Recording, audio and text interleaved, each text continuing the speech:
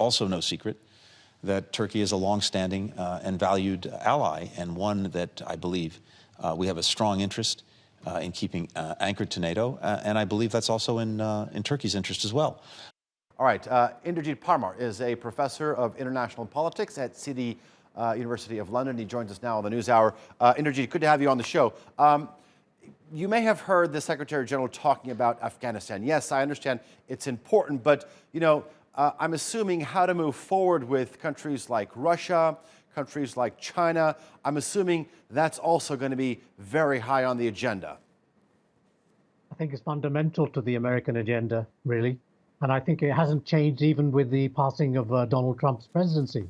The key issue always was that Russia and China are seen as threatening strategic rivals, and China as a possible replacement of the US as a hegemonic power. Trump had one strategy which was a bit more friendly to the Russia and a lot more harsh towards China. But the Biden, the Democratic Party, and Joseph Biden's idea is effectively lots of pressure on both at the same time. And I think that's what effectively Blinken wants to do in Europe, is to tighten up NATO, tighten up the European Union, and try to put pressure on Germany in regard to the Nord Stream 2 pipeline, and try to get EU support for further sanctions on China to keep the pressure up there. We'll get to some of the internal disputes. You mentioned the Nord Stream pipeline project, but you also mentioned the Trump presidency. Let me ask this question to you. Military budgets remain a very sensitive issue for the alliance. We remember going back to the Trump administration, financial commitments by some European countries had been a very thorny issue. With Biden, do you think that sort of Europeans are off the hook? No. Because it was President Obama in 2014 who made an agreement with the NATO powers that they would increase their spending to 2% of their GDP annually by 2024.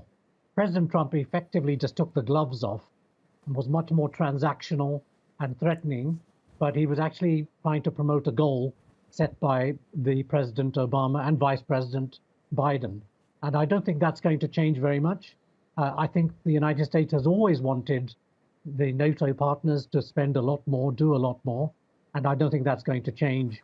So the overall strategic vision hasn't changed at all. And in fact, NATO is pretty strong, even after the what are called the bad years of the Trump administration. They have more firepower on the Eastern Front. They have more missiles. They have more divisions. They have a different kind of concept, which is much more aggressive.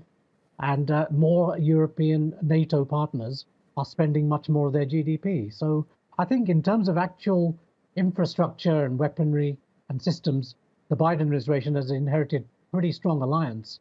I think he's now going to say, look, you are fundamental, you're not obsolete, but you're going to have to fall into line as well. So there was a sort of velvet glove with Biden, whereas with President Trump, there was just the iron fist. But I think, the iron fist is permanent. The velvet glove comes and goes. All right, that's a good assessment. You talked about falling in line. There are a number of internal disputes within NATO. How do you think they'll be forging a sort of a common path with Turkey? Well, Turkey, like many other parts of Europe and also within NATO, has increasingly seen that the United States is a less than reliable ally. It is an unpredictable hegemonic power. With President Trump in particular, the fears were very, very great.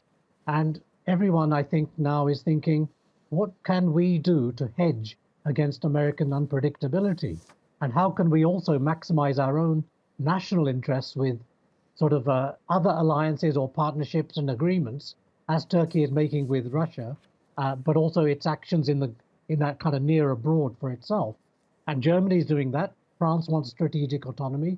Britain has Brexited in various ways. All of them are jockeying for position to try to hedge against American unpredictability and maximize the opportunities which are available to them as relatively independent powers in regard to the Chinese opportunity. So I don't see that situation with Turkey is going to change very much. Mm-hmm. There is an unraveling of deep-seated post-war global relationships. or a loosening of them. And I think that process is going to carry on. All right, Professor Inderjeet Parmar, thank you very much for joining us here on the NewsHour. I do appreciate your analysis.